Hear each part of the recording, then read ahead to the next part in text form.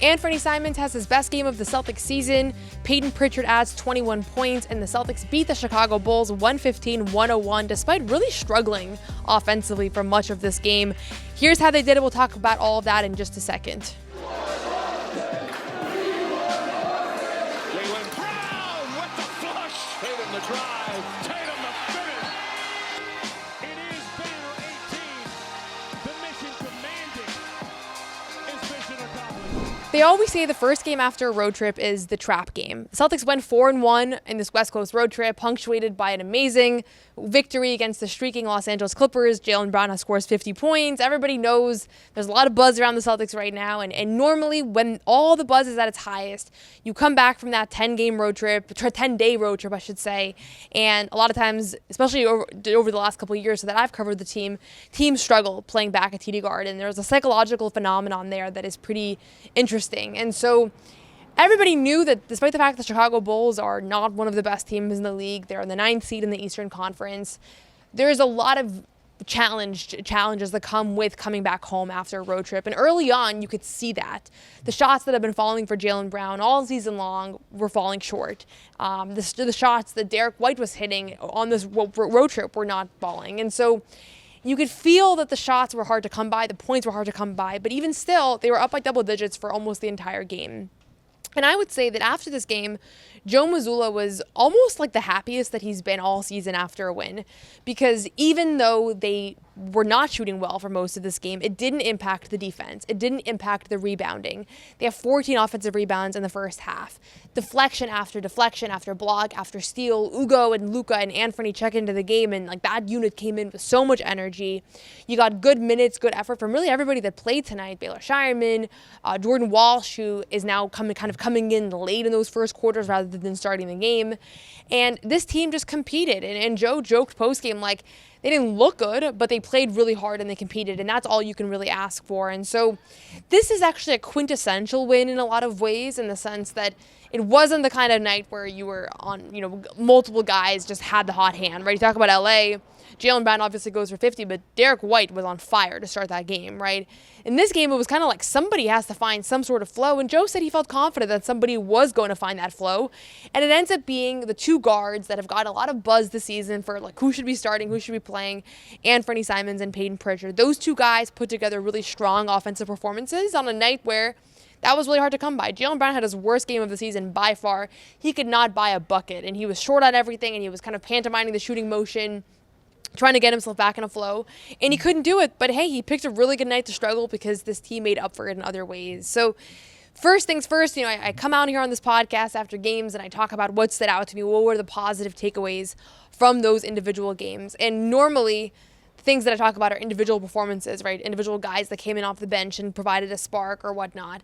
The biggest thing that I have from this game, and I will talk a lot about Anfernee Simons because he was a major kind of positive story here, is that they have found a way to win even though they just didn't have it. And good teams, great teams, find ways to win. Mediocre teams, they win when their identity is able to succeed, right? When the way that their blueprint, their preferred way to win games, when that takes place accordingly, then they win. This Celtics team has earlier this season, I would have told you, like, okay, everything has to go their way to pull off victories, even against, like, 500 opponents, right? Because the Bulls are not terrible. They're in the play-in. Like, there's worse teams in the league, certainly. I wasn't super impressed with them, nor how they competed. But what I did learn about the Celtics team, something that I at this point I do know, it's that they don't have to have everything going their way for them to battle. And even when shots weren't falling, it did not impact the defensive effort. And that's the character of, like, a really competitive team. It shows me that they're well coached, that they're disciplined, that guys are bought into what Joe Mazzulla and the staff is preaching. And so I actually was really impressed with this performance, despite the fact that, after that incredible game in LA that I was blown away thinking this is one of the greatest regular season games you could be at. This game was certainly not that, but it showed you something perhaps even more important about this team. The other thing I'll mention is that you want the season to be about everybody, right? And that's why it's been great that we've had Jordan Walsh games and Ugo Gonzalez games and Josh Minot games and Sam Hazard games. And I think the one guy that was really due for one was Anfernee Simons. Anfernee Simons made the biggest sacrifice from last year to this year. Joe Mazzulla has brought it up on his own accord that he's a guy that's kind of flown under the radar. And I think a lot of it is because many people don't expect that he'll be here long term because of the nature of his contract being on a $28 million expiring deal, because of the fact that when they acquired him for Drew Holiday, it seemed like it was like a financial move, like shedding salary and not anything beyond that. And I think a lot of us didn't even think he'd be on the team this time of year, right? That in January, Anfernee Simons was going to be elsewhere. And here he is, super bought into everything that he's been pitched as since he joined the Celtics.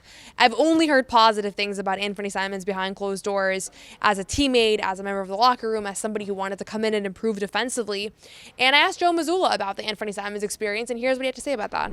Joe, a couple of weeks ago, you said that Anfernee Simons was kind of a little bit under the radar, his impact in the season that he was having. Can you share a little bit more about just what he's been like behind the scenes? We know that he was the primary scoring option in Portland. He came here. He's not coming off the bench. What does the season look like from your perspective? Yeah, I mean, what you see from him is kind of what you get. Like, just a guy that has come in with a great attitude. He's happy to be here, wants to do whatever it takes to win, and has an understanding in that, but also super confident. And, you've seen there's some games where that run that he's been on in his stint has separated the game for us. But where he's really been the most consistent is defensive end. The physicality on the defensive end, executing our schemes, executing our coverages, playing with a level of physicality. That's where he's been at his best. So, he's just comes up every day, wants to work, wants to play hard, wants to win. So he'll do what it takes. Do you see a substantial difference in his defense between October to now? Yeah, for sure. But not because he wasn't putting forth the effort, just having a better understanding of what we're trying to accomplish from a schematic standpoint, which once you understand the schematics, you can play even harder, which is kind of what you're seeing. So in this game, Anfernee is 0 for 3 in the first half, and he's scoreless. And there's been a lot of games like that for him. But the difference was that in the second half of this game, they needed him to get going. And at one point, he had 5 points. He was 2 of 5 from the field. And I looked up and I thought, wow, he hit some big baskets in this game. And I was like, okay, but he only has 5 points. So how could that even be? But it just felt like he had timely ones when they really needed them, because they were continuing to struggle. And meanwhile, Chicago started to find a rhythm in that second half. He ends up finishing this game with 27 points, all scored in the second half, which was the most he scored in any game so far this season. He almost had 30 because he had one shot that he was stepped out of bounds and then hit a corner three, so that one didn't count. But he was just kind of an unconscious flow, and he had his first podium game of the season, of his Celtics career. I actually asked the postgame, and he said he likes being at the podium. He likes being up there and being able to kind of talk through everything. And you can tell that he is happy to be here. And I asked him specifically about media day, training camp. He was saying, I want to be a part of winning. I want to be a part of winning. And I'm so excited to be here. He has been the number one scorer on a Portland team for the last 2 years, but on a team that lost a ton of basketball games. And so when he was saying that at training camp, at media day, I was thinking to myself, well, I hope if he does sacrifice and goes from being the number one option to being a number 4 or 5 option, I hope that at least he does get to be part of winning. And then they start the year 0-3 and they're 6-7. And I'm thinking to myself, maybe this is going to be kind of a bummer experience for him, because not only is he giving up shots and points and potentially money because this is a contract year for him, but also they're a middling team, right? But she's been on middling teams before. That's not the case anymore. As of tonight, this Celtics team is the second seed in the Eastern Conference. They're 23-12. They're the third best net rating in the NBA. And by every metric you look at, this is an elite basketball team. They've had the best offense in the league over the past couple of months. And Anfernee Simons has been a big part of that. He hasn't been the part of it that we've talked about the most because he's not a young, exciting prospect.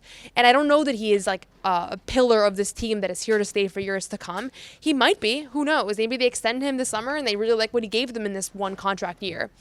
But he deserves his flowers, and he deserves credit for how he's been able to adjust to reduced minutes, inconsistent minutes, whatever it is. He's always had a positive spirit about him. And the biggest thing is, and you heard Joe Mazzulla saying it there, is that defensively he's improved quite a bit. And early on, he was a liability on the court on the defensive end. He isn't anymore, and that's what's really stood out to me. And I asked him specifically about, hey, remember Media Day, you wanted to be a part of winning. How's that been? Here's what he had to say about that. On Media Day, you had said that you were excited to be a part of winning and be impact winning and join this organization. Now we're almost halfway through the season. Celtics are now in the second seed in the Eastern Conference. What has it been like for you to be a part of so much success? And is it kind of what your expectations were? Or just like what's been acclimating to this organization been like for you? It's been fun. Like I said, each game is something different. I think, just trying to find the ways I can impact the game. Obviously, I know I can come in and be aggressive and try to score the ball. Just, the little things, whether it's crashing the glass or, guarding my man. I think it's been fun kind of implementing myself into, this culture that's been set and the expectations that's been set already as well, too. So, it's like I said, it's been fun. Obviously almost halfway through the season, and I feel like I've grown so much in a lot of areas, just mentally and how to approach each and every game. Just the attention to detail and the intensity that we play each and every night. That's the standard that's been set, and so I've been pretty pleased with myself and then obviously the team, how much we've been taking on that challenge. It's been shown. So you hear it in Anfernee's words. He's excited to be part of this group. I think he sees that he could have real playoff opportunities ahead of him. And while he hasn't played as much as Payton Pritchard or Derek White have, there have been moments where Joe Mazzulla has gone with him on the floor, and in those moments he's delivered. And so even if he's playing 20 minutes a night, 25 minutes a night, if he can give it his all on the defensive end and then also provide timely baskets on the offensive end, he's kind of fulfilling all that he could do. So I think he deserves his flowers because he's played exactly the role that they've asked of him. And he could have come in and said, hey, I'm a big time scorer. I don't want to come off the bench for Payton Pritchard, who is a bench player. I was the face of a franchise the last 2 years. That's never been his mindset. And I think Payton and Anfernee get along really well. I think those two guys have complemented each other. Down the stretch in this game, you saw them run the 3-guard lineup with Anfernee, Payton, and Derek all on the floor. And I actually like that look when Joe Mazzulla has gone to it at times when it's made sense. But when it's all said and done, this was the Anfernee Simons game. I don't know that they win this one if he doesn't catch some sort of an offensive flow, because somebody had to at a point. And for him to go off for 27 points in that second half was really a pretty ridiculous heater. And he didn't force the issue, right? He kept getting clean looks, and he said after the game, the fact that he started off having 3 wide open threes to start, he missed all 3 of those, but that's a really good sign for him. That he is getting the kind of shots that he likes, and a lot of that is based on the gravity of his teammates, right? He's not at the top of the scouting report right now. He used to be getting double teamed on pick and rolls. He said that post game.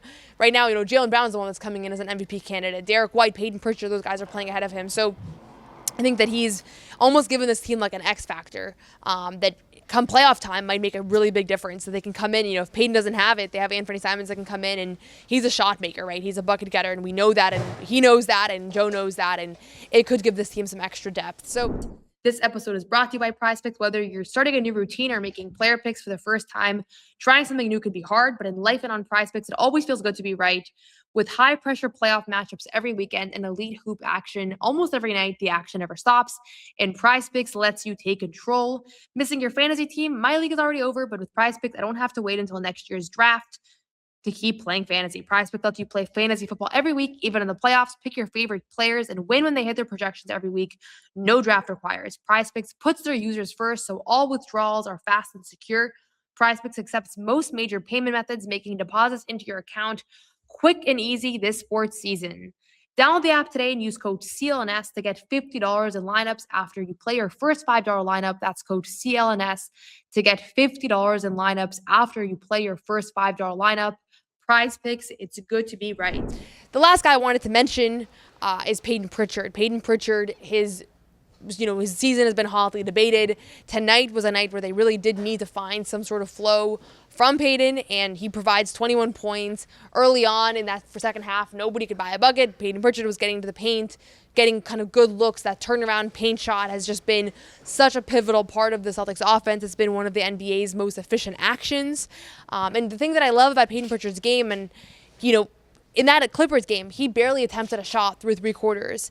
And tonight, he's one of the leading offensive options. And we've seen him pick and choose his spots, right? One night, maybe there's other guys that have it going. The next night, he goes off for 42 points against the Cavs. It's hard to not know when your opportunity's coming, and Payton has really figured that out throughout his career, right? There were moments where he was in and out of the rotation. There were moments where he was a 6th man of the year candidate and obviously won that award. This season, he finally has security around that he's going to be on the court, but he's not Jaylen and he's not Derek in the sense that he's not always going to attempt 15, 20 shots in a game. Tonight, he sensed they needed a little bit more from him. Jaylen didn't have it going. Derek didn't have it going. And he stepped up and delivered. And so it was Anfernee Simons and Payton Pritchard are the ones that combined for, almost 60 points in this game, or 27 plus 21, 48 points in this game, not almost 60. And so that's a big switch up from looking two nights ago. That was Jaylen Brown and Derek White, right? So the fact that this team has multiple guys that can go off and carry the offense is going to make them that more dynamic come playoff time. So overall, this was not the most exciting win of the season. This was not the most impressive win of the season. But I did observe that Joe Mazzulla was very content with this performance. He liked how much they battled. He liked that they came back and overcame what's oftentimes seen as a trap game. And meanwhile, the New York Knicks get blown out by the Pistons. The Thunder get blown out. You're seeing some of the cracks among the league's elite teams. And this Celtics team just keeps winning. That's 13 wins in 16 games. And you take out that first couple games start, their team has been among the league's elite teams all season long. So really impressive win here again tonight. We'll see how they handle this 4-game homestand. They have the Nuggets coming up, the Raptors, and the Spurs. And so a couple of good teams coming their way at TD Garden. This crowd was awesome from the jump. I think the fans are getting really excited.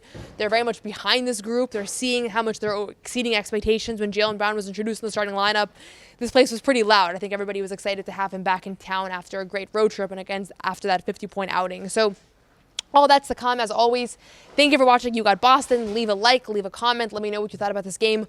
What stood out to you? I didn't go down the list and talk about a million players like I sometimes do, so if there's somebody that deserves a shout-out that I missed, let me know. And as always, thanks for watching. You can watch the entire full game press conferences. We heard from Payton Pritchard, Anfernee Simons, and Joe Mazzulla after this one.